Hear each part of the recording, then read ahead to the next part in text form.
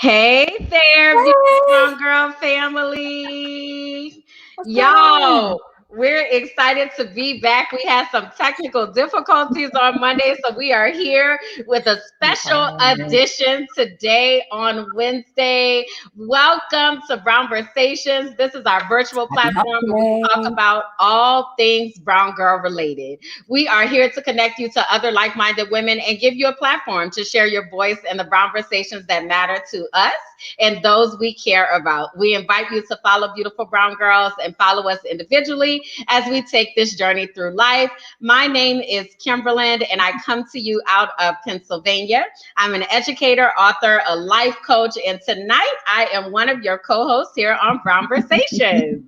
I am your other co-host. I am Sab. Thank you, Kimberland. And I am coming to you. I have to sit here and think sometimes. I'm coming to you out of Dallas. I am a marketing professional. I am a forever student, a podcast host, daughter to Barbara, sister to Maria, sister to Tawanda, sister to Sybil. And I am excited to get started to tonight's show because we got so much to talk about. So welcome, everybody. We do. And we have even more to talk about that we had to talk about on Monday because It's been more a day. things have happened, right? So we definitely Okay. want to invite you all to make sure you introduce yourself in the comments, that you let us know where you are watching from, that you go ahead and tag some of your friends in the comments so that they can come and hang out with us. And go ahead and share the broadcast on your page so that people know what you are doing, okay? Because we need all voices in this brown conversation tonight. So we see you coming on. Oh, I forgot to mention, if you are a first time viewer with us here on Brown Conversations, go ahead and type first time in the comments. We love to celebrate our first timers. And if you are always here hanging out with us, you are a part of the Beautiful Brown Girls family, go ahead and type hey beautiful in the comments so that we can acknowledge you as well. So we see you all getting in here. Shout out to Sarah, who is hanging out with us from St. Louis. We St. also Louis. have That's a first for St. Eleanor. Louis. I don't think we've ever had anyone from St. Louis on here. I don't know, but Sarah's in the house. Okay, Hey, Sarah. hey, girl. So we also have Eleanor here from Charlotte, North Kakalaki. Charlotte. I used to Okay. live there. Yes, she is here. We also have Andrea is here from South Florida. Welcome, welcome. We have Welcome. Atria is here with us tonight. And we also have Akita, first timer. Hey, girl. You get first time spirit fingers. Shout out to you. She's in Northern VA, DC area, DMV, hanging out. Love it. We also have Jennifer hanging out with us from Wade, North Carolina in the house tonight. We see y'all. Yeah. Y'all better represent. We have Irma in the house tonight, hanging out with us from Queens, New York. And we have Sandra here with us from Hey, Chicago. Sandra. Hey, That Sandra. time. Glad to have you here. So, y'all. Oh my God, it is so much stuff to talk about. We have a whole bunch of announcements that we need to get out to you all. And we also have so many things to talk about. Like, oh my goodness, the news was just popping off. Yeah. We're like, Very do we want to add substantive. this? Do we want to add that? Do we want to add this? It's so Yeah. much. So once again, as y'all are coming on, if you have not done so yet, go ahead and introduce yourself in the comments. Again, let us Sure. know where you are watching from. Tag your friends in the comments and share the broadcast on your page so that your friends can Yeah. come and hang out Yeah, with us as ma'am. well. Shout out to Yeah. Mary's, Angel, and Suzette. Hey, y'all. So excited to So have good to you have you here. guys, Oh ladies. my gosh. So we have oh my goodness, we Got have so many Delaware. announcements. Did we say And Riverview, Florida. I used to live in Riverview. Woo, woo. wow? Shout out to Riverview, So Florida in many. the house, Suzette. I love it. Love when we can connect with the people. So I mentioning connecting. We want to make sure that you are connected to us in our VIP space. This is our space where we are free from the algorithm. We are free to be our beautiful brown selves. So if you go Yep. to members.beautifulbrowngirls.com, you can get connected to us and find out all of the things that we have going on. We are so much more than a brunch club. We've got all sorts of things that are happening. So we want to make sure that you are connected with us there. And We also want to announce our Brown Girl Wellness Week. Sab, you want to tell the people a little bit about that? I'm sorry, I didn't hear you. My phone went out. My Uh-oh. internet went out. It's all right. I was saying, do you want to tell the people about Brown Girl Wellness Week that's coming up? Brown Girl Wellness Week is on the 23rd, August 23rd through the 28th. And this is going to be a fun-filled week focusing on the 8 dimensions of wellness. Do I know the 8 dimensions right now? I do not, but you will hear all of those in the coming days, coming weeks. This is the same. They did this last year. We did this last year, and I found it very, very enlightening. There's still some gems that I have saved on my phone from the Wellness Week. So we implore you to participate. Put the save date on your phone. It's August 23rd through the 28th of 2021, focusing on the 8 dimensions of wellness. And we're talking about all kinds of stuff, y'all. Mental, physical, emotional, financial. Like, we want to make sure that we are I can't even talk. I'm already sipping. We'll talk about that in a second. Well-rounded brown girls. So we want you to go ahead and mark your calendars now for that August 23rd through 28th so that you can get connected during our Brown Girl Wellness Week. And you'll get more information as we get closer. But again, we want to make sure you go ahead and mark those calendars. Yes, so we have an exclusive announcement only for those of you who are watching with us tonight. Those of you who catch the replay within the next 24 hours, this applies to you. We got some new merch, y'all. Dope. I don't know if y'all been paying attention, but we've been leveling up or whatever over here at Beautiful Brown Girls, honey. We, first it started out with the new intro video, okay. Then it was like the new logo, okay. Then we got the new background with the bells and the whistles and the things, Charlotte. Now we got new merch, y'all. So we have a merch sale 24 hours. So from 8:09 p.m. right now, or 7:09 or 6:09 or 5:09, whichever time zone you are in, 24 hours from now, you have the opportunity to save 20% off by using code BBG TV. Okay, using code BBG TV. So here we have our new shirts, super cute. We also have new tote bags with our new logo on there. I mean, I'm a teacher, so child, we always have totes and things, child, just too many to even keep track of. But now you can sport yours with your Beautiful Brown Girls logo. We also have new journals, y'all. Come through. Wow. Now, this you can never have enough of. Okay. You always need your little notebook to write you some things in, write down those goals, those visions, right? Really centering on, if you all were watching when we launched everything, we had our Beautiful Brown Girls Are campaign. And some of the things that Beautiful Brown Girls are: resilient, daring, happy, joyful, caring, and change agents. All right. So this is your opportunity to get some of this merch that is out now, and only for those of you who are watching for the next 24 hours, you can save 20% off using code BBGTV. I cannot wait to get my shirt. I'm a t-shirt person. Like I'm a graphic tee person. So this is definitely right up my alley. So I'm excited. I can't wait. And you always, like we never can have enough things that empower brown girls. And it's a conversation piece, because people are like, oh, what is that? And you like, child, let me you mean this old notebook that I'm writing in, girl? Let me tell you about Beautiful Brown Girls right quick, honey. Oh, this little tote bag. I just picked it up over on beautifulbrowngirls.com. Okay, so we want to make sure that you all get your merch. All right. So go ahead, run over to the website, beautifulbrowngirls.com. Also, if you use the code BBGTV, you can save 20% on your order until tomorrow at 8 p.m. Eastern time. Okay. All right. I think that's all our announcements for now. So are we ready to go ahead and dive in and get this party popping?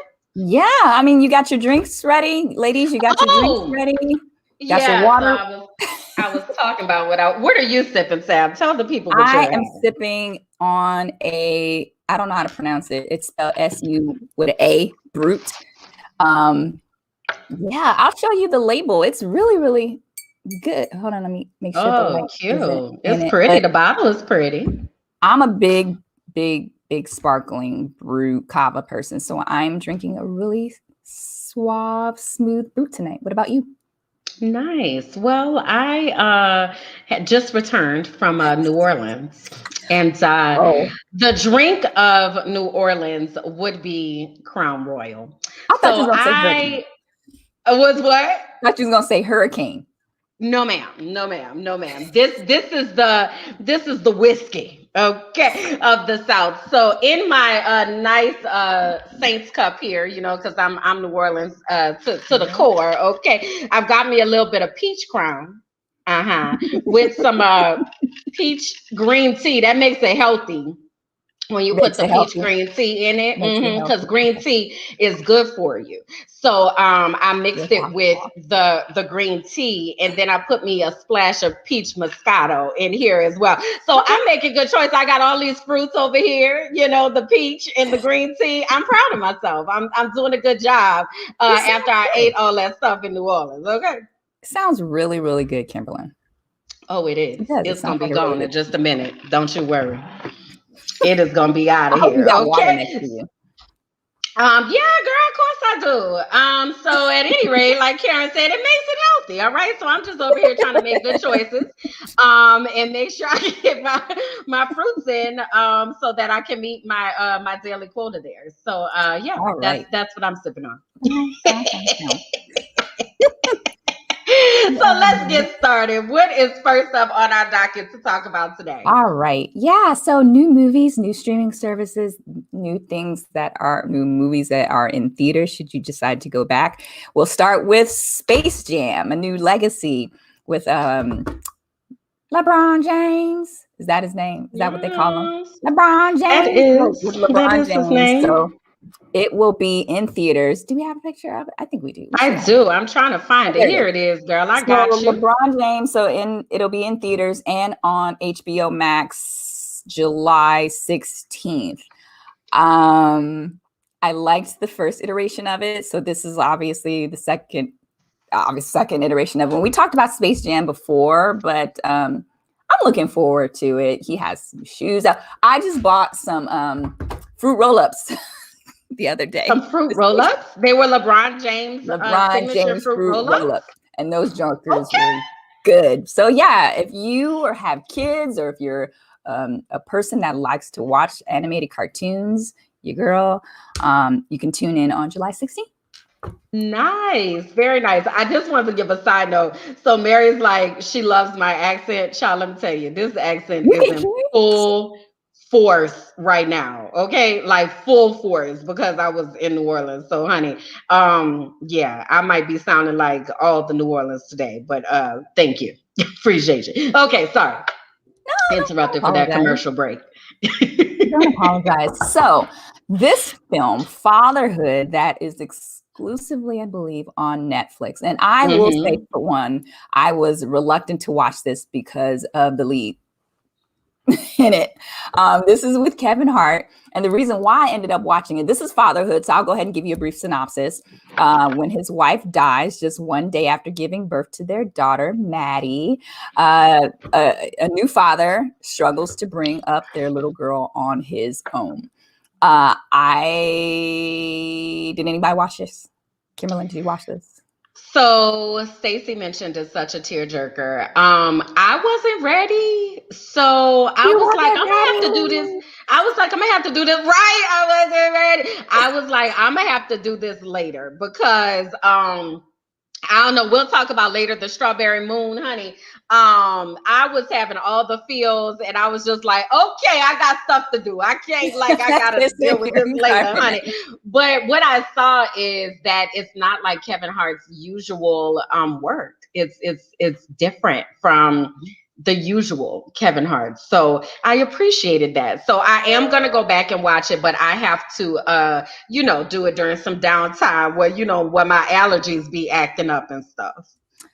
I liked it. I watched it. And you want to know why it's probably not your original Kevin Hart film is because this movie, if you watched it, the setting was he was based out of Minnesota. This movie was written for a white family. And Minnesota, of all places, I know there are Black people in Minnesota. Don't yell at me. But the character was just like Minnesota. I was like Minnesota. But yeah, I learned recently that this film was written for a white character, and I was just so excited to see all the melanin, his widowed wife, the wife, melanin, just all beautiful brown melanin, like beautiful brown baby. And I mentioned that because oftentimes when we see movies like this, you have ambiguous characters, or right, racially ambiguous characters, and they'll have a kid that is just like way light skinned, too brown. And there's nothing wrong with light skin, but I'm just really excited and happy to see that they really cast this correctly. You got two melanin filled parents and then a melanin baby, a melanin family. It was just it was really great to see that they cast this correctly. And Maddie, the little girl, I'm sorry to spend so much time on this, but I loved Maddie. She was amazing. She's a cutie pie. Amazing. She is a cutie pie. Little beautiful brown girl. I would implore you to Stacey mentioned that Channing Tatum was supposed to be the lead until Kevin Hart saw the script. Okay, Kevin, honey, I'm here for you. Okay. No, so yeah, it was really good. Like I said, I didn't finish it. I am gonna finish it. What I saw was good, but I needed a minute. Okay, so I want to give that spoiler alert for those of you who need to get your allergy drops so your eyes don't be acting up. Okay, because mine was acting up. Okay, all right, cool. All right, so next one doesn't come out until September, I believe, but we're just letting you know that it's coming. So Karen, the first trailer dropped on this about a week or so ago, and Karen is the first trailer. It's a thriller about a crazy entitled white woman. Have we ever heard of any type of character like this before? I don't know. Anyway, so it's starring Taryn Manning from Orange is the New Black. The young lady, she played Pennsatucky in Orange is the New Black. And you mentioned a few of the other characters. Unfortunately, I don't know his name. I just know he is Corey Hardig. It's Tia Mowry's husband. Yeah. Okay.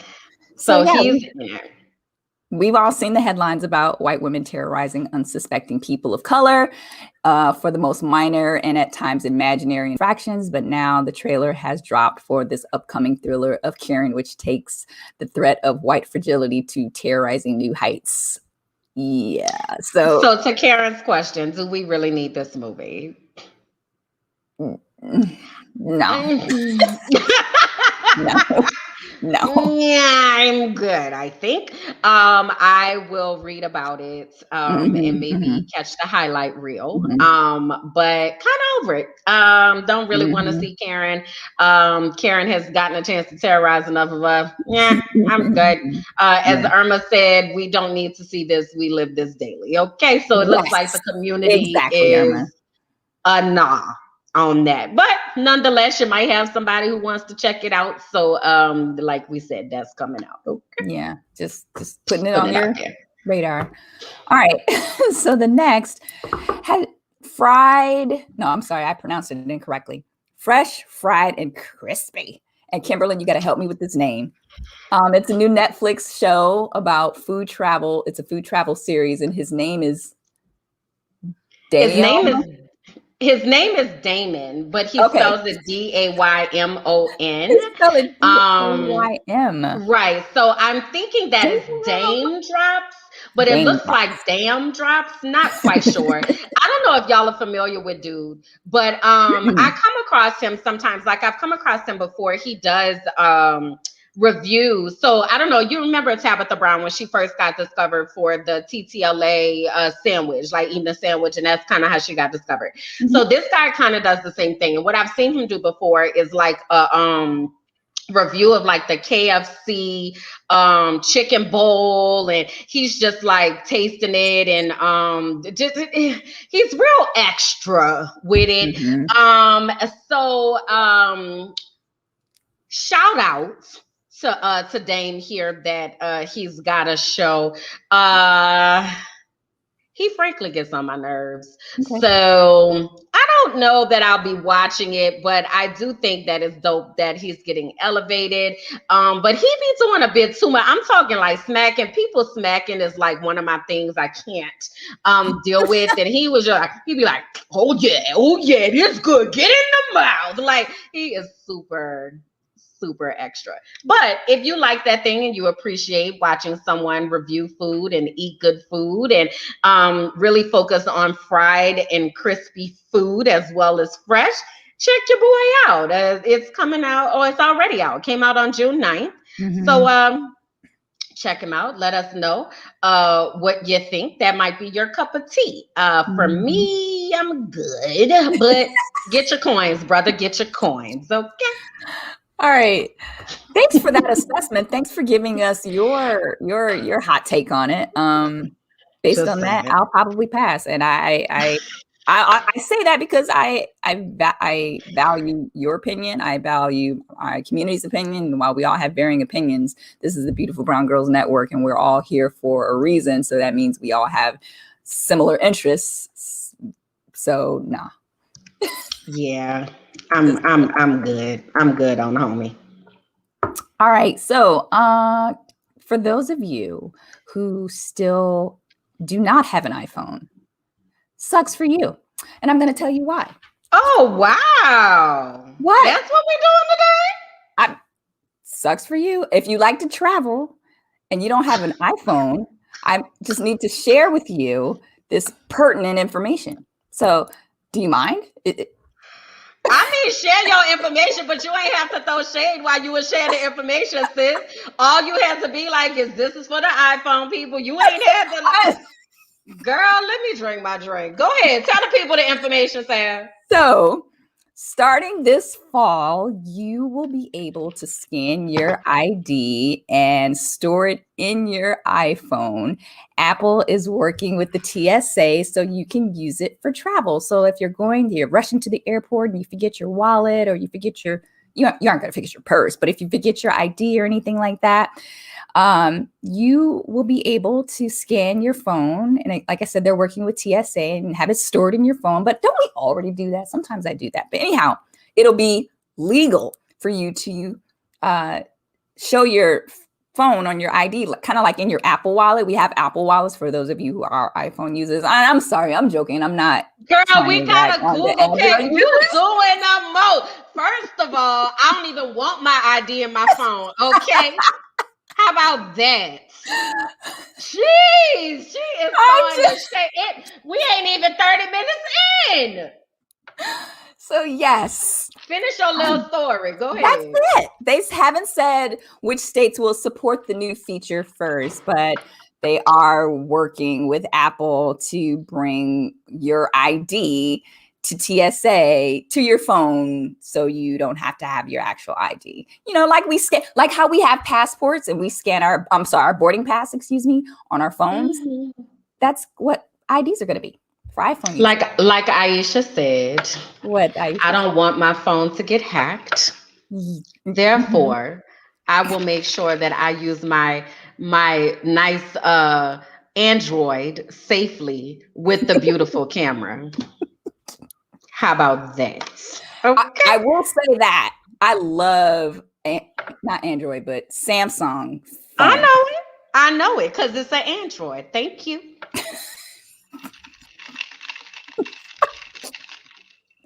All right. Next, we have so Kimberland talked earlier about this. Coming in June 24th, mark your calendars again. Strawberry Supermoon is going to push all of the signs into keyword emotional overdrive. And we had to so yes, there is a strawberry moon coming June 24th. And I've never heard of this before. And read quickly, it says on June 24th, we will all be experiencing the full strawberry moon. During this full moon, we will find ourselves face to face with one of the most magical moons of the year, and it's going to be an emotional one. That's tomorrow, y'all, by the way. Okay, Yeah, that's tomorrow. tomorrow. Tomorrow. Maybe that's what's wrong with you. That you over there feeling real emotionally charged, so you throwing all this extra shade today. Maybe that's the And issue. I'm not Okay. even still with. I'm not even like halfway through this yet. It's just me Exactly. The studying. daggone point. Anyway, Tomorrow. Yes, tomorrow. I don't let's know. tell the people. So it So says. Oh, I'm sorry. Go ahead. basically, is saying that we'll find ourselves more aware of the emotions and needs of those around us. The moon is in Sagittarius, so it encourages us to get in touch with the carefree and whimsical side of our personalities.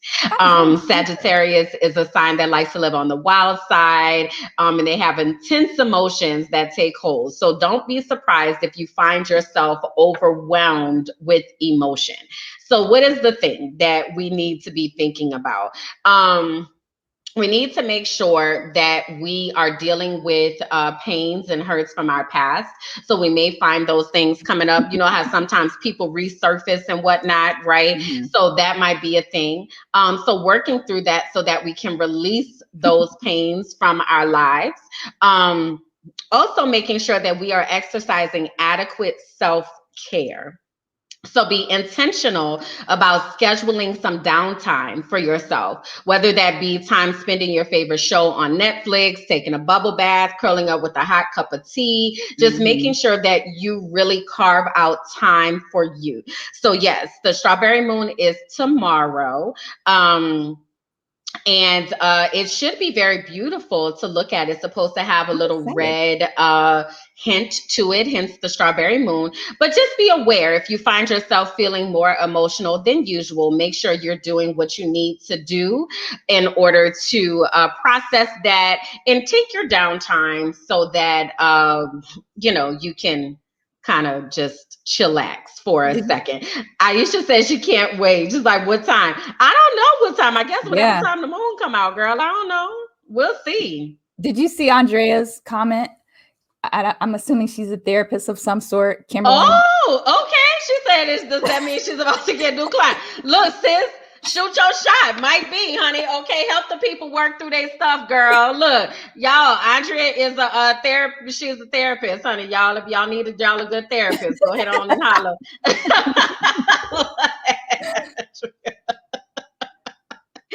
So yeah, so that's happening tomorrow. So Tomorrow. pay attention and see. Maybe it'll have an effect on you, maybe it won't. We'll see. Sometimes I believe Maybe. these things, sometimes I Maybe. don't, but I used to not be like a believer in Mercury retrograde.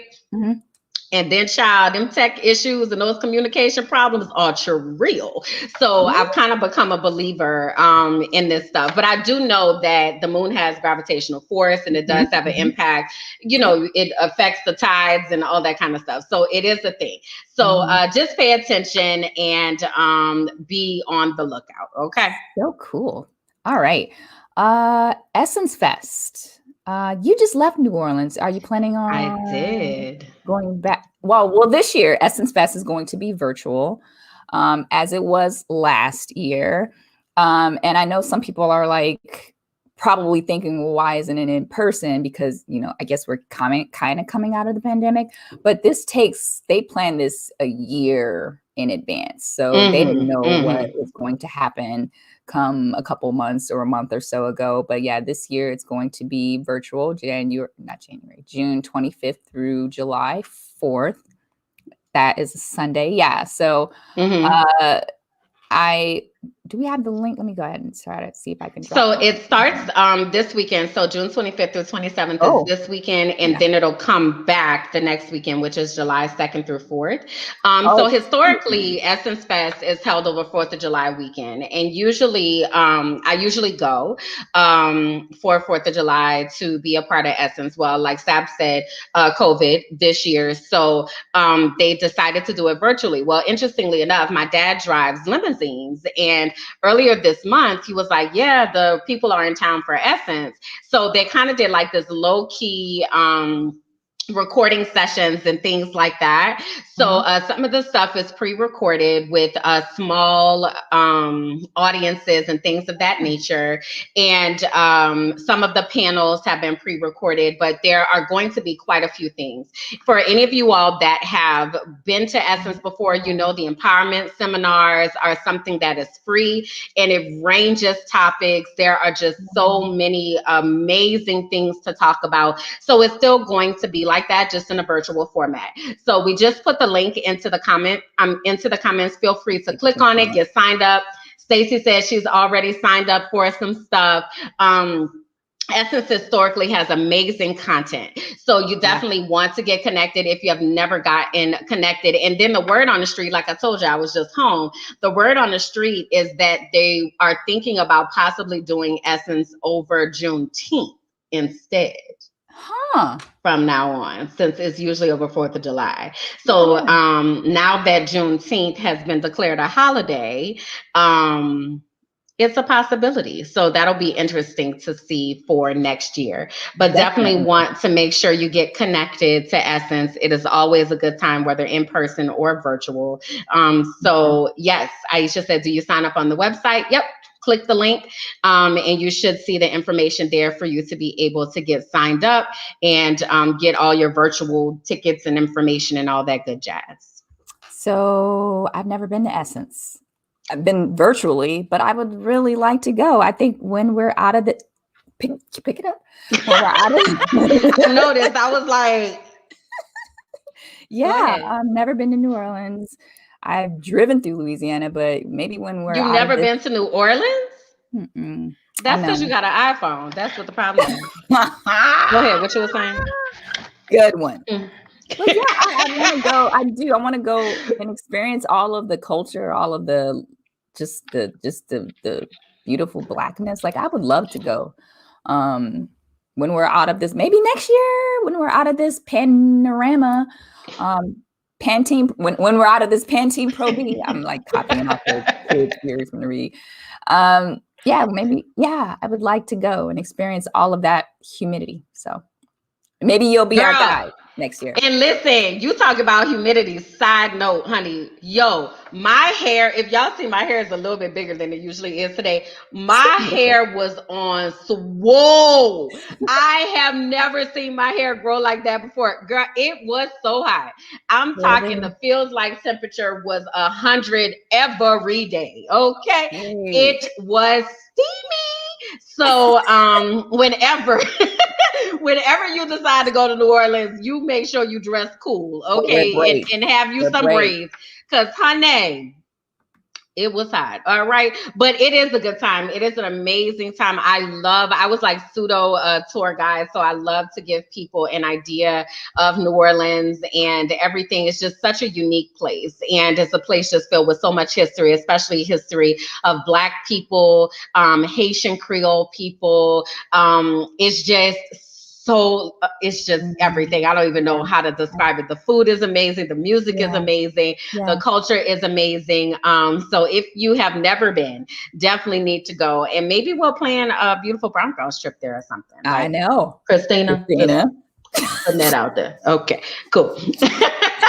All right. We got some testifiers in the comments. Okay. So maybe we'll be able to do that. So y'all petition, email beautiful. No, I'm just playing.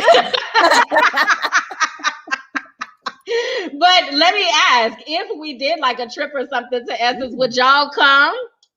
Tell us in the comments. Thumbs up. If you would be there, like, would you come? Okay, if we did something to the Essence Festival. So let us know that in the comments, just so we could see, just kind of get a sense for what y'all think. Nice, Kimberland. I like that. All right. So next, I like cookies. I hope you like cookies. So Girl Scouts says that the pandemic has left them with a 15 million box surplus of unsold cookies this year. 15 million extra cookies? Million. Wow. Yeah, it says troops with armfuls of cookies used to be fixtures outside of grocery stores and on people's doorsteps. But because of the pandemic, the cookies are stuck in the warehouse. And After Girl Scouts of USA was confronted with two major obstacles during the pandemic, membership has declined, and then the Scouts had to abandon their usual going door to door selling methods. I'll give you my thoughts in a second. I'm just kind of reading the notes here. It says those problems left a national organization with millions of extra Thin Mints. They can bring them here, Samoas, and other signature treats. And they even introduced a new cookie this year. I'm looking for the name of it. But anyhow, I remember a Girl Scout hemming me up. She didn't hem me up, but it was in a nice way. Back in March. And she had her iPhone.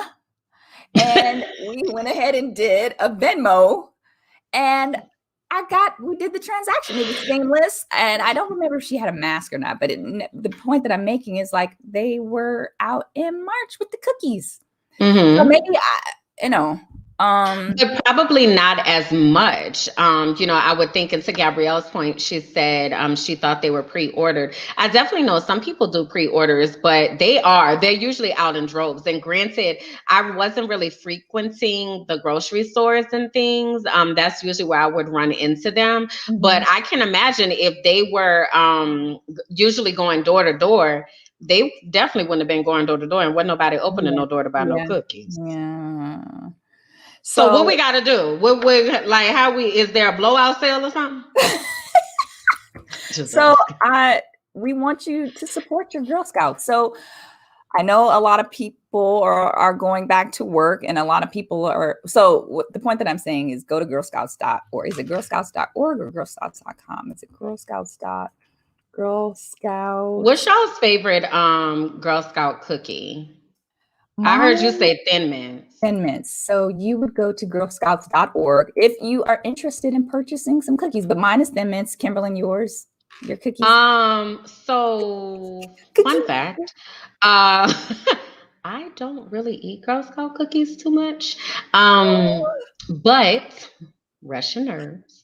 I do like, what is it? The shortbread ones? What are they called? Those are good. Is it like trefoils or something? I don't know. Who's a Girl Scout out there? Y'all tell me what they call. I like them, and then I like the lemon ones. But those are those are the ones that I like. I see a lot of peanut butter trefoils. Yeah, I knew that was it. I knew I was close. Thank you, Elise. So yeah, I know a lot of people like the Thin Mints, the peanut butter ones, and then the Samoa ones. Those are the ones with the coconut and stuff, right? Mm-hmm. With the stripes, with the chocolate stripes. I think those are the ones. See, Rochelle likes the lemon ones as well. So yeah. But if I can go to the website. I'm wondering if they're gonna have a blowout sale. Is buy two, get two free. What is happening? A lot of people bring to work, their like kids cheat. That's what used to happen back in the day, where people used to come to work and you fill them out and fill out. But a lot of people are working remotely. Yeah, like it's hard out here for a Girl Scout cookie, Girl Scout. You talked about have you ever been a Girl Scout? I have. Really? Was. Yeah.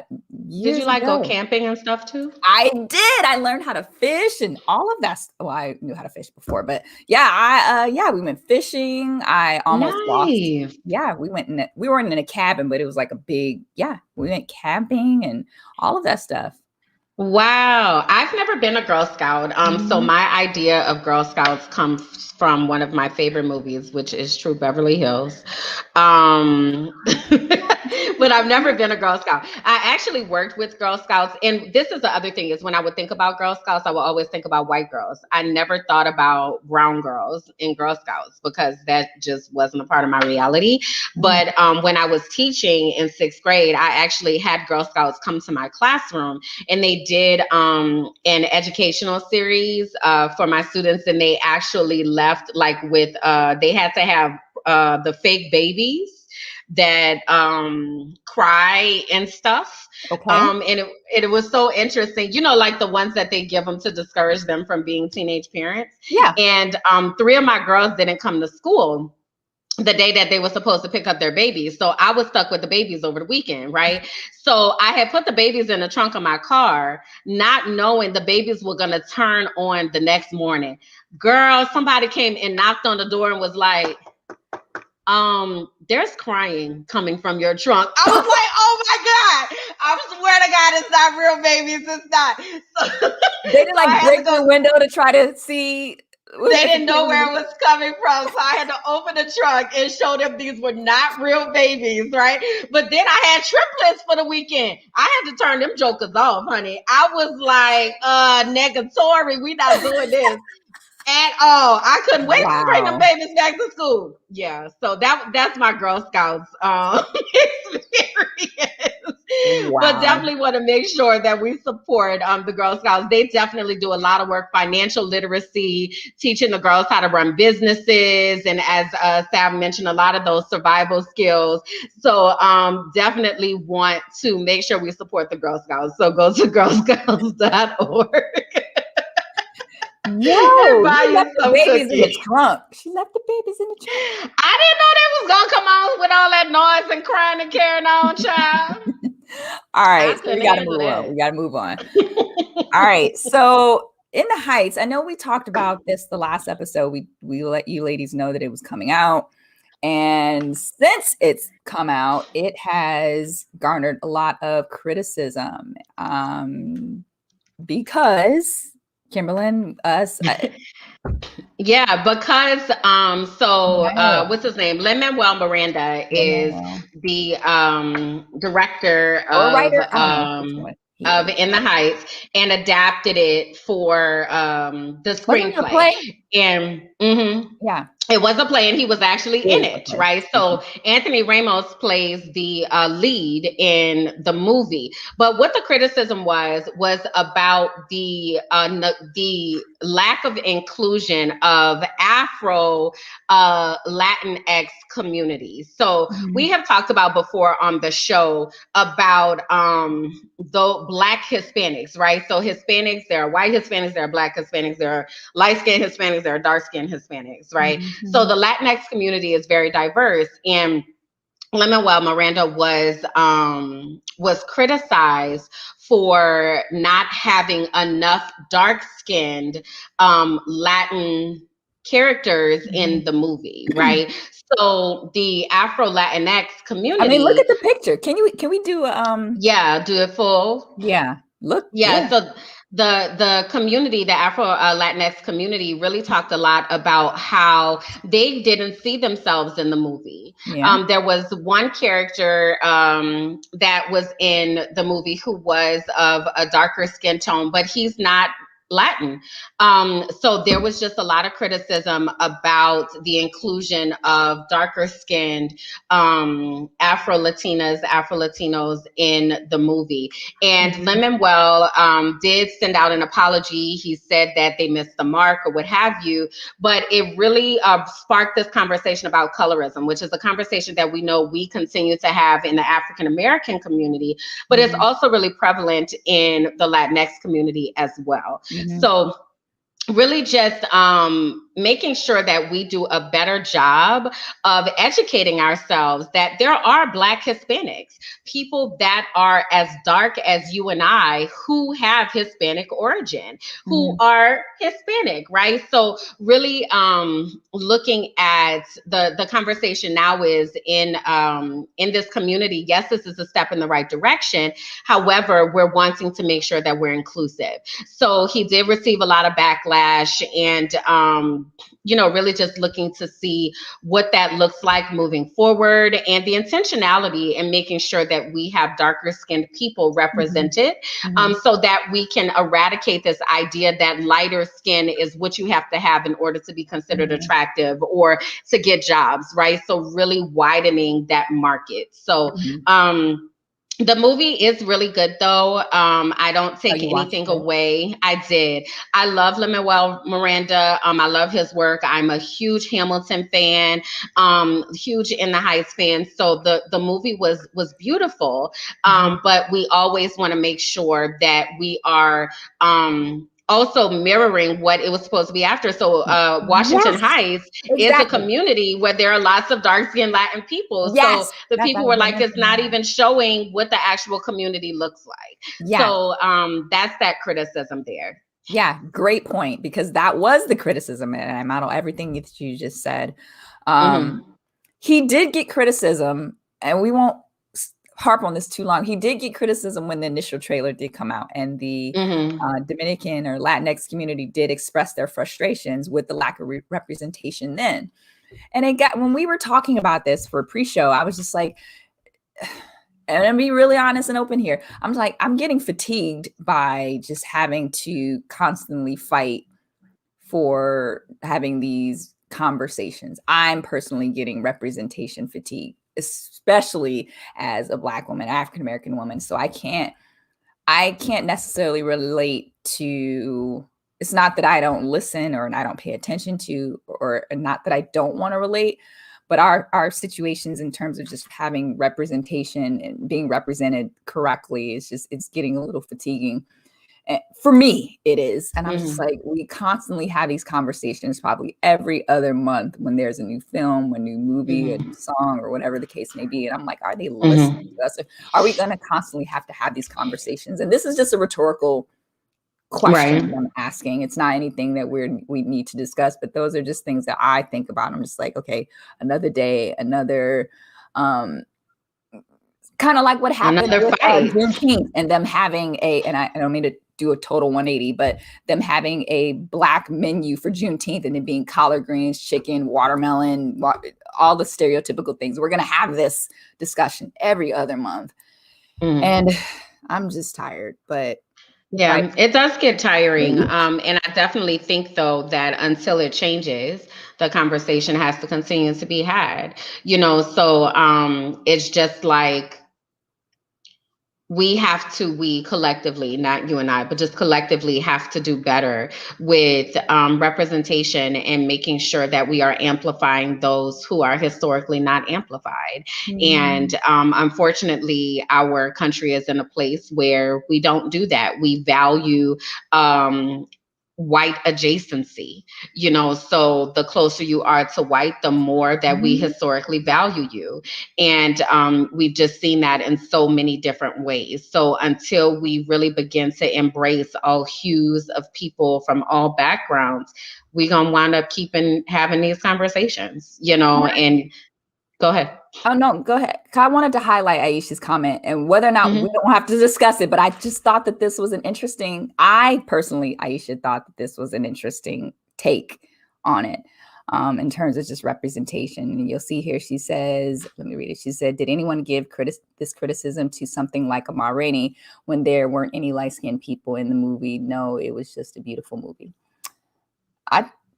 Again, we won't have to discuss, but I want us to ruminate on this, us to think about this, because that's a good point.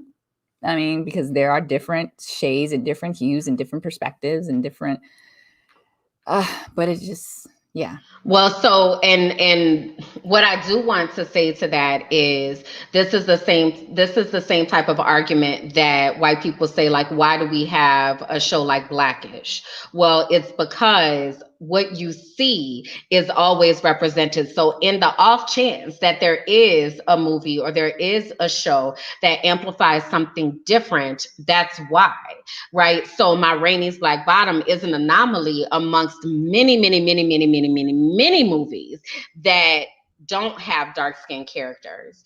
So it really is, and it's not a place to divide us. It's a place for us to look around and see who's not at the table, and then to see how we can do a better job of amplifying those voices and really paying attention to who historically is not given the platform to be able to be seen. So just in the work that I do in diversity, equity, and inclusion, it's a consistent conversation about what this looks like, right? So we can all do better, and we can all continue to examine our bias in these areas, because it's unconscious, it's implicit. We're not aware of it, right? So it's the examination that we need to do to make sure that we aren't falling into this historical white supremacy culture, white inferiority complex that is existent in our nation. And it is so prevalent that we do it and we don't even realize it. So hence why Lin-Manuel is right. You're right. We missed the mark. Yeah, you did.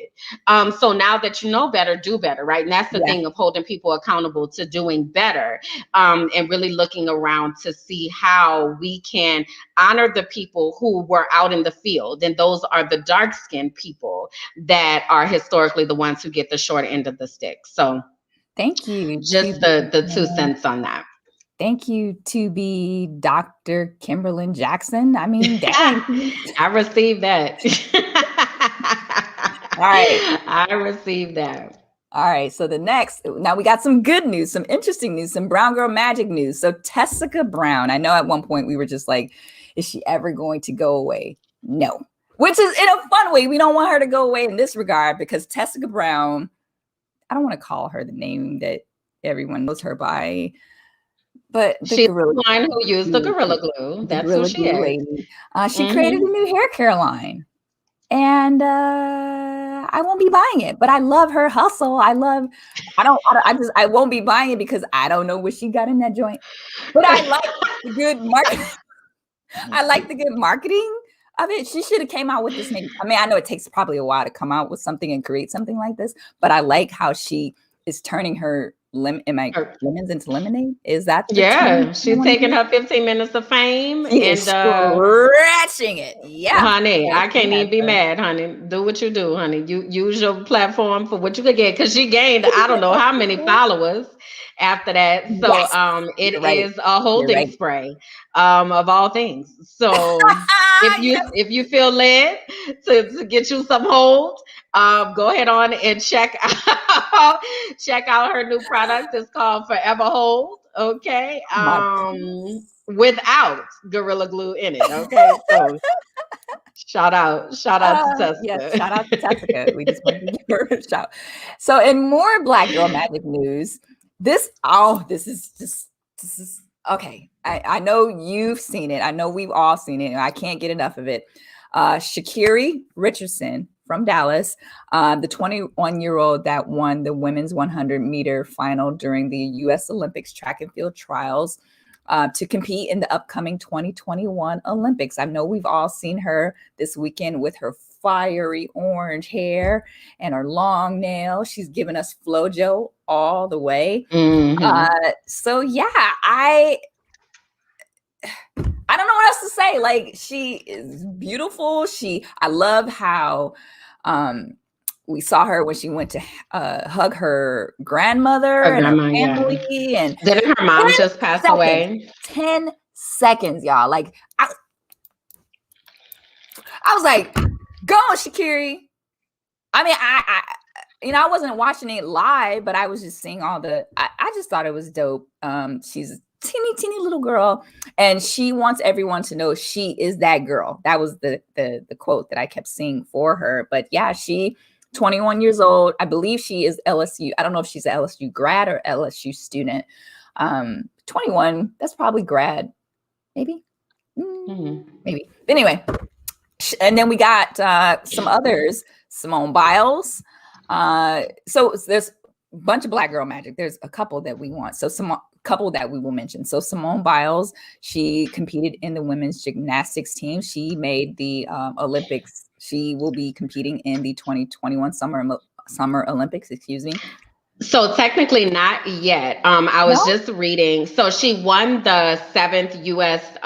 Title, but the Olympics won't be decided until this upcoming week. And I actually ran across this picture because this is the first time in history that there is an all-Black U.S. women's team. Gymnastics team? Yes. Okay. So the ladies pictured here, we have Simone Biles, Zoe Miller, Karis German, Sydney Barrows, Amari Drayton, and Jordan Childs. So they all are a part of the U.S. gymnastics team. And the trials for gymnastics are going to be held from June 24th through 27th. So Okay. that starts tomorrow. So then the 5 women will be named after the trials, and the top 2 finishers in the all-around competition will automatically make the team. And then the other 3 spots will be chosen by a committee. But shout out to Thank you for all of correcting. these beautiful brown girls who are pictured here. Just so gorgeous. Like, I was looking at the pictures of them posing for the camera. I'm like, come through, brown girls. So one way or another, honey, we gonna have us some melanated magic Yes, ma'am. up there in the Olympics. So shout out to all of them. And then you were about to mention Simone Manuel. Yes, Simone Manuel. She qualified to represent the U.S. in the 50-meter freestyle at the Tokyo Olympics, Summer Tokyo Olympics. Mm-hmm. Tokyo Olympics in 2021. And what's interesting about her story is she had been battling health problems for the past year or two. So she still competed. I believe she had heart problems and just back problems, and she was fatigued and tired. But essentially, she was just going through health problems. And the idea and the fact that she qualified to represent the U.S. this year is just Black girl. And this was her last race. Like, this was her last race, her last opportunity for her to qualify. And she qualified in this last race. So I was watching the replay the other day, and just the emotion like overcoming her, that she hadn't qualified in any of her other events. So at the last minute, she qualified. So she's definitely an inspiration. And then Allison Felix qualified for her race as well. So she is the most decorated Olympic runner in U.S. history. And she finished second in the women's 400-meter final at the track and fields finals. So this will be her 5th time going to the Olympics. And these are just a few, y'all. Like, there are so many brown girls who is going to be in the mix. Yeah, I mean, I am ecstatic. Like, I didn't know anything about I knew about the Olympics, but I didn't know that it was coming up until I start hearing about all these beautiful round girls. I mean, that's why you need people like Naomi Osaka and Simone Biles to bring attention to the sport, so people like me know what's going on and can tune in and watch. So, yeah. I'm excited. I'm excited. I'm excited to see all this melanin during the Summer Olympics. Yeah. And quick correction, Aisha said one of the girls, Sunny Lee, is Asian on the gymnastics team. So I'll say women of color. How about that? All right. Thank you, Aisha. All right. So COVID. I'm so fucking tired. I'm sorry, freaking tired of talking about this daggone stuff. I'm just tired. I just want this to go away. So let's do a quick update on COVID. There's a new variant that's out that is coming out in the US. It's been out. So states that have a lower vaccination rate are really vulnerable. And currently 10% of COVID-19 infections are contributed to that new variant. So again, as always, we want you to be aware of what's going on. And then I know you ran across something, Sab, where doctors said that they had lost trust in the CDC. Yeah, so this was disheartening to hear that, like, even just regular, your everyday doctors are losing trust in the CDC. And it said that 3 out of 4 doctors say that they've lost trust in the CDC during the pandemic. Another one says the agency could win back the trust of doctors by maintaining consistent messaging that doesn't bend to political pressures or popular whims. And I wanted to highlight that because you probably remember about a couple months ago, they told us to wear 2 masks. Then they told us to not wear them. Then we could not wear a mask, and as long as you're 6 feet away. And they just kept flippy-flopping with their mandates and things that we should and should not do constantly. It says, when medical professionals don't have faith in the U.S. foremost public health institution, we've got a serious problem. And that is the problem. It's like a lot of our healthcare professionals and people that we entrust to guide us aren't medical professionals are losing faith in the CDC. Like that's who I know the CDC to be, is this trusted beacon of health wealth of information. And they have been bending to political will, in my opinion. Like, so the call to action here, the point that I want to make is do what's best for you and yours. And I know that may not sound like the best thing to do, but you have medical professionals and organizations out here that aren't giving us the most accurate and correct information. And I know probably a lot of us are still watching Dr. Fauci and seeing what he's saying, what he's doing. But sometimes he's a little even, just do what's best for you and yours. Because this is me. Okay. Like, wearing my mask. I'm out here with my mask on, and it's really interesting because I keep getting emails. Mask mandates are coming down in many places, but I'm wearing my mask. So many of us are kind of in that position of just being like, wear your mask, and you know, not letting people shame you about wearing your mask, right? And not bending to peer pressure. If you feel like that's something that you need to do to feel safe, then you wear your mask, and it is a-okay. Yeah, this picture is me too, but I'm in Texas. Texas is a state where everything is upside down and backwards, and we have a crappy governor. And it just and there are a lot of people not wearing their masks. I don't know where we are in terms of full herd immunity per state, but I'm at a point where I feel, I don't want to say pressured. I'm not pressured by anyone, but when you're in spaces like the picture that we're showing here, you're just like, you feel ostracized for me, being the only one in this space wearing a mask. I'll go into Starbucks and nobody's wearing a mask except me and the people that work there. So societal pressure is getting me there. So yeah, that's where I am. So do what's best for you and stay safe. Pretty much.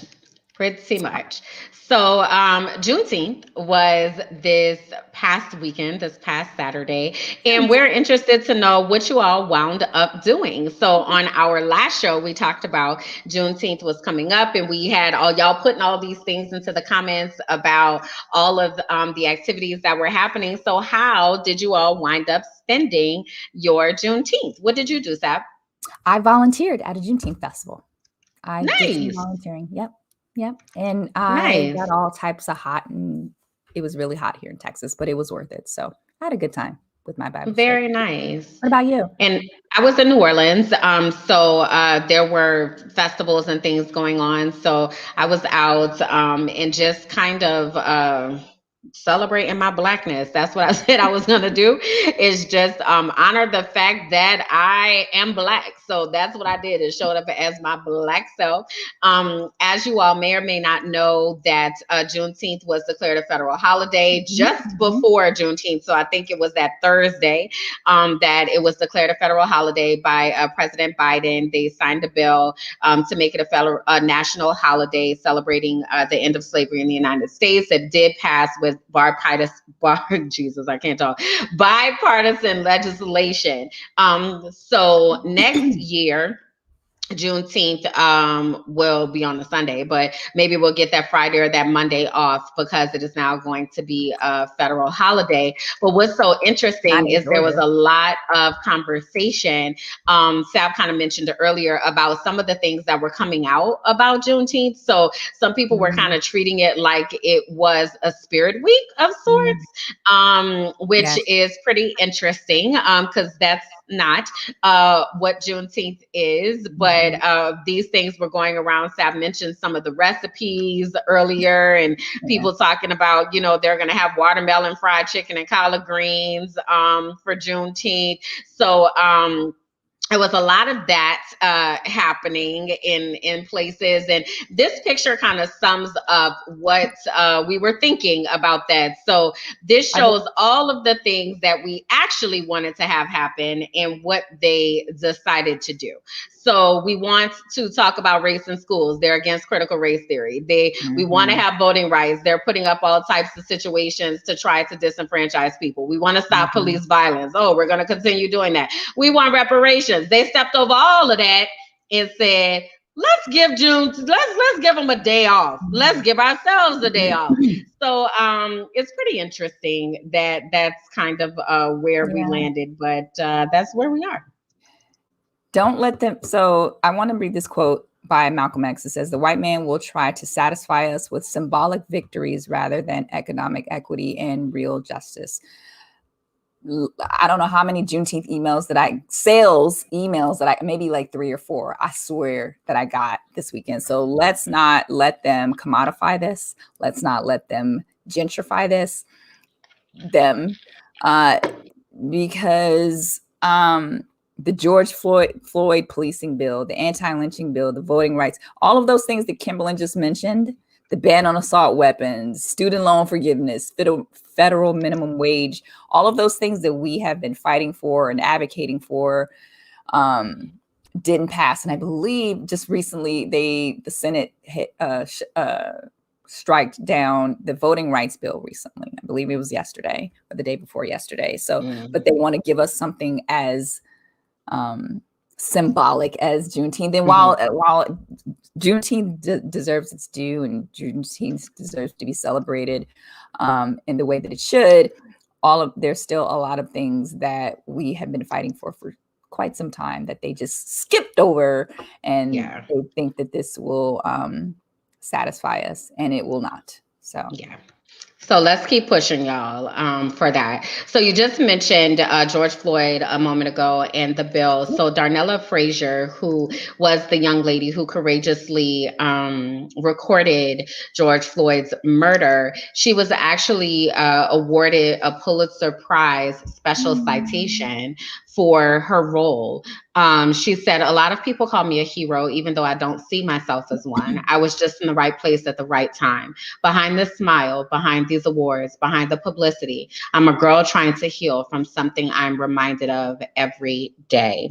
So she is getting the recognition for really changing a lot in this country and sparking a level of awareness that we have never experienced. But I think it's important to remember the impact that this is having on her, and to make sure that we continue to pray for her as she battles with what she captured on film. I could not imagine. So the strength and courage that it took to not only record it, but to testify and to be in a position to make sure that Derek Chauvin was sentenced it's a lot. It's a lot to carry. Elise said trauma. It's trauma. So she's definitely trying to heal from that. And I can't imagine what that looks like and feels like for her on a daily basis. But she definitely deserves every accolade that she gets. Yeah, absolutely. All right. So next we have in this segment called When White People Moving the Goalposts, When Black People Do Better Than Them. So there are these 2 Mississippi graduates. They were called Mississippi valedictorian and salutatorian. It says Mississippi school was called out for the names for some random, Mississippi called out the school for some random white. Essentially, there were these 2 Black girls that graduated valedictorian and salutatorian. And when these white parents found out about it, they were like, this can't be right. So they went on a tirade and a whole campaign to figure out and to get a recount of the numbers. So let me break this down. It says these 2 Black students had the highest QPA, quality point average, while the 2 white students random white students. So let me name the two young ladies. Ikeria Washington and Layla Temple were named the valedictorian and salutatorian of West Point Consolidated School District. However, shortly after the two Black female students were set to be awarded for their academic achievements, the school decided to change its ranking and recognize both the highest QPA and the GPA. While Washington... So now 4 students are being recognized. I said, so now 4 students are being recognized. Yeah, 2 but essentially white it was and 2 supposed black. to be the 2 young ladies. Correct. And because mediocrity needed to be awarded, they ended up putting these 2 white students in with them. So they all got awarded. And these 2 Black girls didn't even know till day of graduation that they were going to be sharing this honor, which infuriated me even more. Resulting in 4 students being recognized by the school as valedictorian and salutatorian. Yeah. So as Aisha said, the goalpost continuing to be moved, and you all were just in the comments a moment ago as well talking about the goalpost that is being moved for Simone Biles and how they continue to devalue the score for the move that she has been able to perfect, which is the Pachenko, and it is something that no one else can do in women's gymnastics. And she has been able to perfect that and landed on multiple occasions. Instead of them giving her the full value for that, they have devalued it and undervalued it, saying that it is it's a safety risk for other gymnasts who might try to do the move, which isn't that what gymnastics is, a safety risk, because I can't barely even do a cartwheel. Okay, so all of it sounds like a safety risk to us. So we just know that we're consistently in a place of white people moving the goalpost, and as soon as we achieve, they continue to try to move the target so that we have to do better, and we continue to rise to the occasion, and they continue to try to move the goalpost. So early when I was talking about that white inferiority complex, bing, ding, ding, ding, that's what it is, of not wanting us to do better than they do. So along with that, yes, Irma said it's called intimidation. You are absolutely correct. Along with that, Simone Biles also, we said that she broke the record as the most decorated U.S. gymnast. She has 7 U.S. championships, which is more than anyone in U.S. history. But Simone Biles also went on record in an interview where she talked about her mental health. She talked about how even during COVID that she was in a place of feeling depressed and even considered quitting gymnastics. Yeah, she said that it really took a toll on her, and it just becomes a lot. So she really had to lean in and find a therapist and really work through that. Yeah. So it really is very interesting in trying to be amazing and excellent every single day, and the toll that it can have on one. Then we also ran across Michelle Williams, who has come out with a new book called Checking In. And Michelle Williams of Destiny's Child, Formula of Destiny's Child, she talked about her battle with depression and how she has gone through a lot since 7th grade of really trying to understand what was going on and thinking maybe that she was just tired or something else was going on. But through her ability to be able to recognize that she was depressed and to get real about her depression, it saved her life. And this really resonated with me as I was watching her interview, because I experienced depression over this past year. And I was talking to my cousin when I was home, and I was sharing with her just how tough this past year was not just COVID, but also a spoiler alert, people in Pennsylvania are extremely racist. And I had no idea.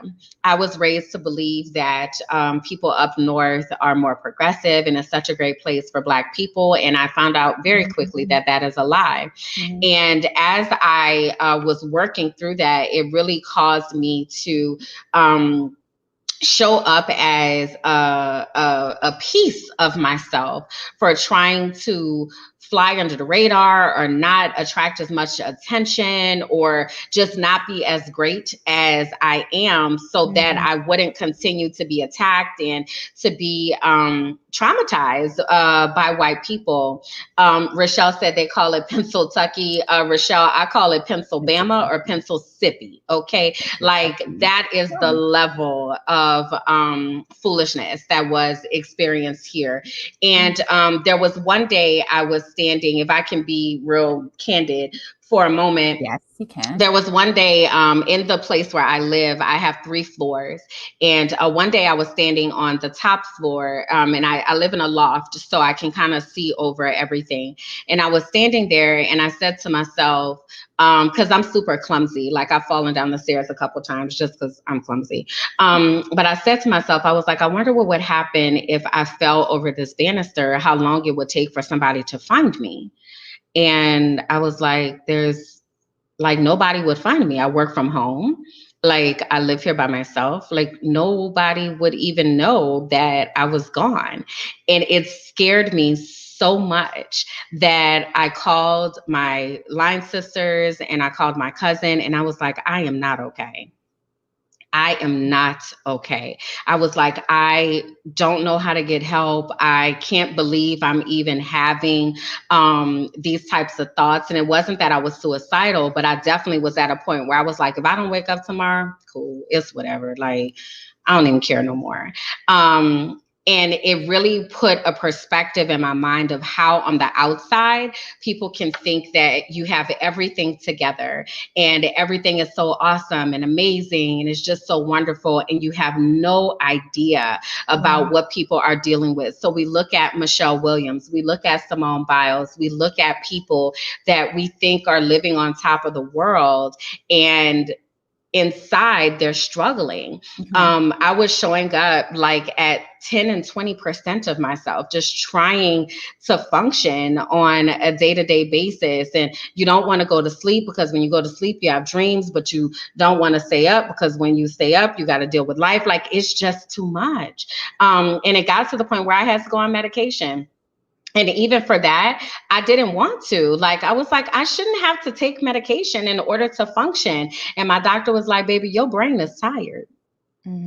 Your brain is tired and your brain needs some help so that you can be okay. So I really just wanted to appeal to any of you all out there who may be dealing with that, especially after going through such a traumatic year. So many of us have lost family members. We have lost hopes and dreams, like all of the things that we thought that 2020 was going to be in the first half of 2021. And it's hard. It's a lot to deal with, right? And there's a lot of shame that people carry over being depressed. And there's a lot of shame that people carry over even having suicidal thoughts, like, but it is real. And I pride myself on being transparent because I really want to normalize these conversations. I really want to normalize where we need to reach out to our friends and really listen for what they are not saying. A lot of times we ask people how they're doing, but we're doing it out of form and fashion and habit. We're not really listening to hear how they're really doing, right? A lot of us don't even have safe people that we can call and say, I am not okay. And thank God, one of my line sisters, she's a physician, and she was like, give me your insurance card. I'm going to find somebody for you, because I was trying to find a therapist. And I've talked on here about that before. I was trying to find a therapist. I couldn't find a therapist. I didn't have the energy to be able to continue to run around and make phone calls to find a therapist. Like, I was struggling. and thank God that I had people I could turn to that would say, let me help you. So that's how I found my doctor. And my line sister was even telling me, she was like, baby, if you need to get some medicine, like, it is okay. It's just, we don't talk about it enough. And I just really feel like we need to. So like Elise said, we need to talk about this the same way we talk about our high blood pressure, the same way that we talk about, oh girl, my knees hurting. Like, that's the same way we need to talk about our mind, and we don't. We stigmatize it and we don't have those conversations. So today's mental health moment is really just about finding the safe people so that you can make sure you're okay, and checking on the people that you love and care about with a pure heart, and listening so that you can help, or you can see what you can do to help, or just be a listening ear, because sometimes there's not anything that you can do to help, but they just need a sounding board. Like, I was just in tears talking to my cousin, and like, I was like, I don't even know what to do. Like, I even had to call the crisis line. Like, it was bad. It was really, really, really bad. So I just kind of wanted to normalize that. And I do plan on getting Michelle Williams' book, because I just think it is so brave to be able to talk about what you are experiencing, because so many of us are experiencing it, but we just try to keep pressing on and we don't talk about it. So thank you for allowing me to share that. Well, thank you for sharing that, Kimberland. Thank you for being so open and candid about that. And you are not alone. There are I empathize with your sentiments, because when I was going through my bouts of depression, when I was job searching, I had thoughts that I questioned. And so, yeah, I absolutely, and thank God that I had a support system of just a few friends. I didn't tell everybody. I didn't put a PSA out there about how I was feeling and who I needed to talk to. But I did have a support system of a girlfriend that I would talk to about these things and cry to about these things. And sometimes you just need that listening ear, right? And for me, I also had my podcast. That was my outlet. Yeah. I was just really surprised at the number of people that are actually listening to the podcast and it resonated with. So thank you for sharing. I'm glad that you're in a space of healing. I'm still in a space of still trying to find a therapist. I wish I had a girlfriend that be like, here's my insurance card and help me find a therapist, because that's hard. That stuff is hard. It's so arduous to sit there and find a therapist. Do they take your insurance? Do they not take your insurance? But yeah, right. I'm glad that you're in a space of healing. Yeah, and definitely, you know, for those of you, I appreciate your sentiments in the chat. I receive that, and I do feel it. And I just want to say that when we allow ourselves to be candid and to be transparent, we never know who we're helping, right? So even Sab, through your podcast, like, you're sharing your story, but you're helping somebody else as you're sharing your story, right? So never negate what you're going through, right? Everything you're going through is to help somebody else. And we just really have to be willing to put that out there in a safe way, because somebody needs to hear about it, right? And if we don't share, then people can't see, oh, there's a way through this. There's a way over this. You know, I thank God. I was telling my therapist just the other day, I was like, I don't just see the light at the end of the tunnel. I was like, the sun is shining. That is so different from where I was in December, January. Like, it was rough, really rough. This has been the most traumatic year of my entire 40 years of living. And that is a lot, because I done been through some stuff. But this year has been so tough, but I have come out on the other side. So I'm glad that I was able to come out on the other side to tell somebody else that they can too. So for any of you all who are out there and needed that encouragement, please receive it. Or please share this with someone else that you may know who needs to hear it, because it's real. All right. So let's see. We're on time. I think we can get through it. What do you think, Kimberland? I think we can. Okay. I think we can do it. All right. So cancel culture. Did you? I'm sorry, I'm not laughing. I'm laughing in jest. Maybe it's just the alcohol too. So cancel culture. So Chrisette Michele So when we think of cancel culture, we think of people who, what does cancel culture mean? It's like when the celebrity or someone is, do we want to say celebrity? Somebody makes a does misstep. something that we don't like or does something that we don't like, and we immediately X them out of the culture. We immediately excommunicate with them socially, popularity wise. They're no longer a part of the culture. They're no longer invited to the picnic. We don't support them anymore. And so Chrisette Michele is one of those people. And do I want to lump them together? Should I lump them together, Kimberly?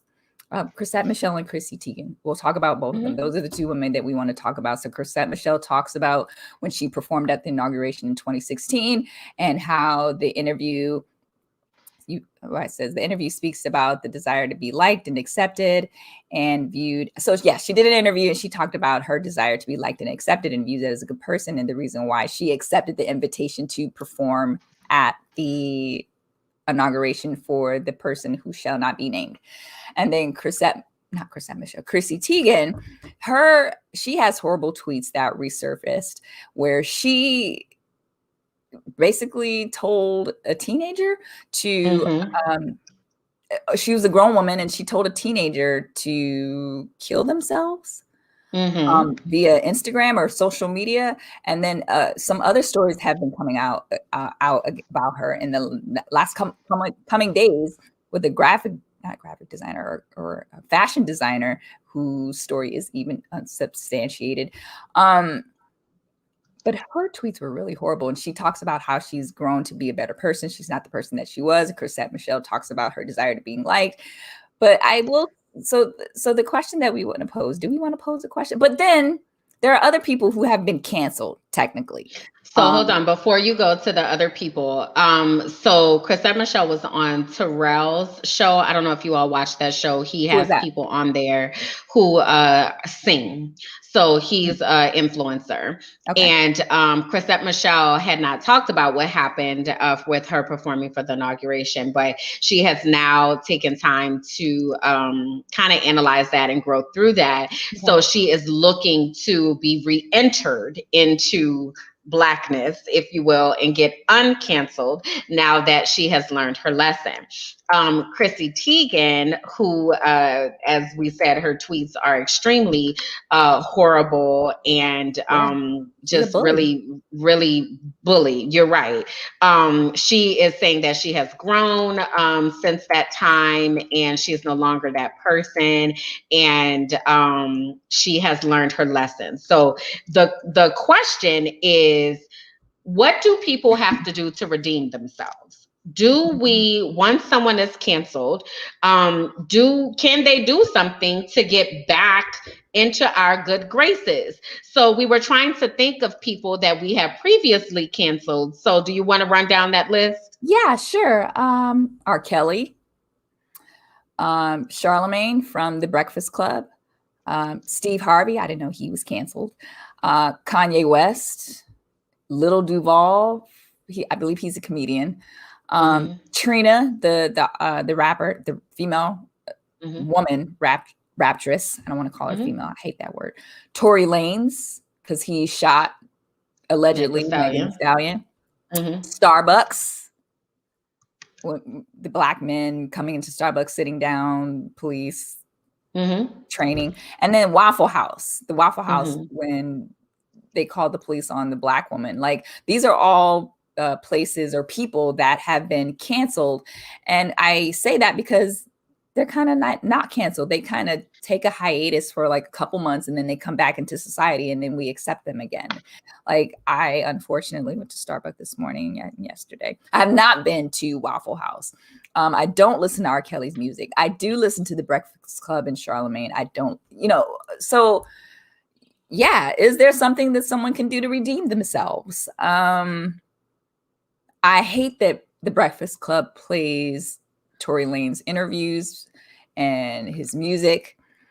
Trina, she's not canceled. Lou Duval, he's not canceled. Kanye, like, they just take a hiatus, they come back, and then all of a sudden we accept them into the community or to the cookout again. But Chrisette Michele is an interesting case because she unfortunately has not been accepted back into the cookout. And I just don't understand. And she talked about in this interview how detrimental getting canceled was. Like, she got canceled right when she first got married, and she said not because of that, but it was a contributing factor to her marriage ending.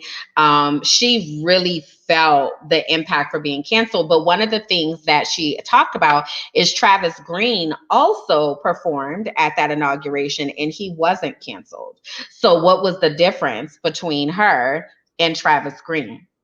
Chrisette Michele said it was because she was seeking validation from people and Travis Green was not. But what do people have to do in order to get back in our good graces? What does that look like? Gosh, I don't know. Like, I don't know. Like, for me, Kevin Hart even at one point got canceled. He did. He sure did. And we talked about him earlier. So I think it comes with real repentance. I think when there is real repentance about what one has done and there's changed behavior, I think that people are willing to accept them back into the fold. But it does come with some work. You know, and yeah, Aisha said some people will never come back. So R. Kelly, bruh, is canceled, period. Like, just done. We're done. But like a Kevin Hart, who was canceled, kind of got back in good grace. And he was canceled for several reasons, LGBTQ plus, views, cheating on his wife, like, you know, but I think when people are repentant, and as Elise said, when they are genuine, I think that we will accept them back. But it goes to talk about the whole cancel culture. Like, should we be canceling people, period? Or, you know, do we just let people be people? And, you know, some people still listen to R. Kelly. You know, they're like, I can separate the music from the person or whatever. So we're interested in what you all think. We are imperfect, and you have to allow people the opportunity to grow and evolve. Like, I'm not the same person that I was last year, and I'm not the same person that I was 5 years ago. And thank God the internet was a thing when I was right. Same. Because yeah, we just have to allow people the space to grow and evolve and to change. And Charlemagne was canceled at one point because he had like alleged rape allegations, and you know, he came on the radio and talked about it. And you know, but he has been doing the work. Charlemagne the God is a radio show host, and he used to be the most vile person. Yeah, he was. But he has been doing the work. You can tell his growth and you can tell his evolution because I listen to him not every day, but every other day. But you can tell that he has been evolving and growing. And you know, he acknowledges the things. If he makes a mistake, he'll come on the radio and acknowledge his wrongdoing. And you just have to allow people the space to grow. Yeah. And so I do wonder, and again, not to answer this question, but I do wonder about this. Aisha said, are we harder on women of color and quicker to cancel them than men?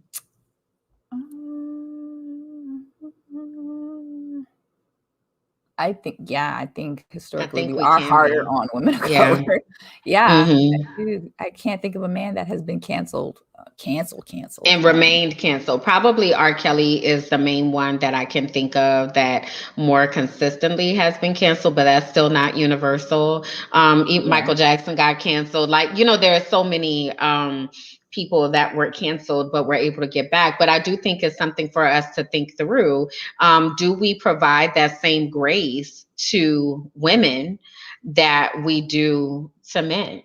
We don't. Right? And a way to examine how we behave in that manner. So yeah, we kind of wanted to bring that up and see what you all think. And just kind of acknowledge that these things are happening, and maybe we want to rethink cancel culture and what we think about that. At least said Chris Brown, he definitely was canceled.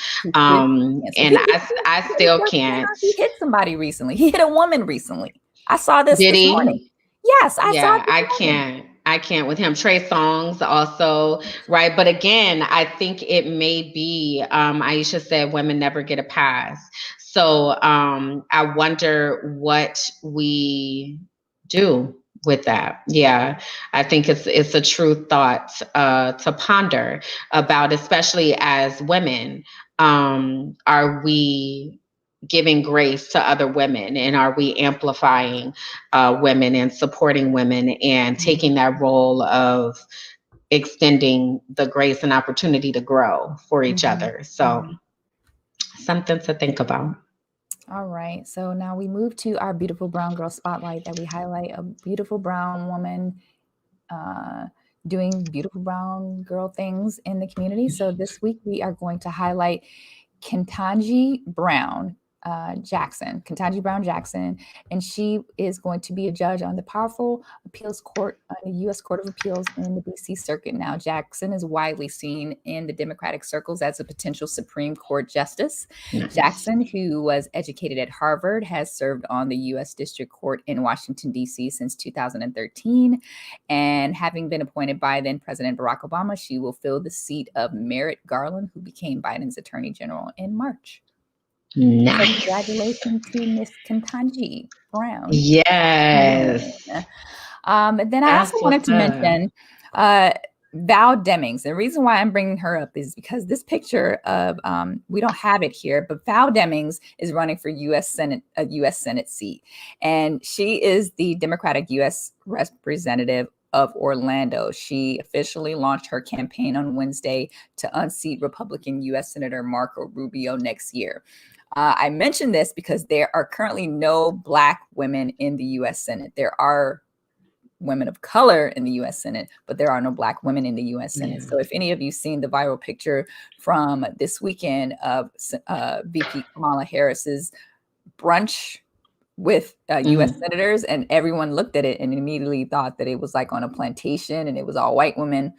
And you saw that Harris, not Harris, but it was a senator there. It was a room full of all senators, but essentially it was just, you could see clearly that there were no Black women in that picture, no visible Black women in that picture. So I mentioned Val Demings because she's, again, running for U.S. Senate seat. And I mentioned her because she has been in my feed. She is in Florida. I am in Texas. Why is Val Demings in my feed? Because we need everybody's help. Okay. Yes, donations, phone calls. Let me tell you, Marco Rubio is problematic. Okay. So, and Val was on the short list for VP. So sis is the truth. Okay. Sis is the truth. So we need all hands on deck, the same way that we pulled together for Kamala, and the same way that we had to pull together for Georgia. We need to pull together for Val. So there are a lot of Black women who are throwing their hats into the ring for Senate and for Congress, and we need all hands on deck. So actually, I don't know if you all remember attorney Michelle Rayner Goolsbee, who is now a state representative. Michelle Rayner Goolsbee in Florida is now running for Congress in 2022. So again, in Florida, Florida's a hot spot, right? So we know Florida is a historic battleground state, so it's a lot. So we'll be bringing y'all all the updates and the news and the action, because we need all hands on deck, y'all. We got to get these folks out of there and get some people in there who have our best interests at heart. So shout out to those beautiful brown girls in that spotlight. So again, we thank y'all for rocking with us tonight, giving us grace with our technical difficulties on Monday and hanging out with us on this Wednesday. We absolutely love the time that we get to spend with you all, and just so appreciate how supportive you all are as a community and how much you love us. We really feel it, and we want you to know we love you back. We want to make sure that you are connected to us in all of the ways that matter. So make sure that you have gone to our Facebook page, Beautiful Brown Girls, and joined our Facebook group, Beautifully Shaded. Also follow us on Instagram at Beautifully Shaded and on Twitter at Beautiful Brown U. We also want to make sure that you have connected with us in our VIP members space. So if you go to members.beautifulbrowngirls.com, there you will be able to see all of the things that we have going on in our beautiful brown girl community and really get connected in a way that you'll be able to feed all aspects of your life. Keep in mind that we are having our merch sale that is happening until 8 p.m. Eastern time tomorrow. So you'll be able to get 20% off of all of your new BBG merch using the code BBGTV, BBGTV. So go ahead over to beautifulbrowngirls.com so that you can check that out. So Sab, tell the people where they can find you. I'm looking at this moon tonight, and it looks like, is the strawberry moon trying to get ready? Because it's like a full moon out tonight. But anyway, so you guys can find me on sabjackson.com. I don't want to say support the podcast because I haven't recorded a podcast.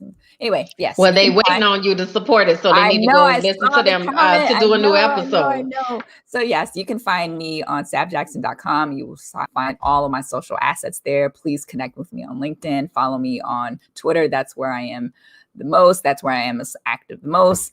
So connect with me there. Would love to rap with you on the social sphere and in the Beautifully Shaded group. I try to be active. I am active in the Beautifully Shaded group with Beautiful Brown Girls. What about you, Kimberland? Where can people find you? You all can find me over in on my website, KimberlandJackson.com. You can also find me on Instagram at KimberlandJ. I also have a podcast called The Whole Child. You can find that at thewholechild.tv. And you can find me here on Beautiful Brown Girls. So I'll be back with another episode of Brown Girl Boss next Wednesday. We're going to be with Nadia Payan. So definitely want to see you all tuned in there. And we will see you for our next episode of Brown Versations. We are scheduled for July 5th. So that will be our next episode, and we look forward to hanging out with you all again. We give you all the love, the kisses, the hugs, the things. Definitely love our beautiful brown girl family. So we'll see y'all next time, y'all. Bye. Bye.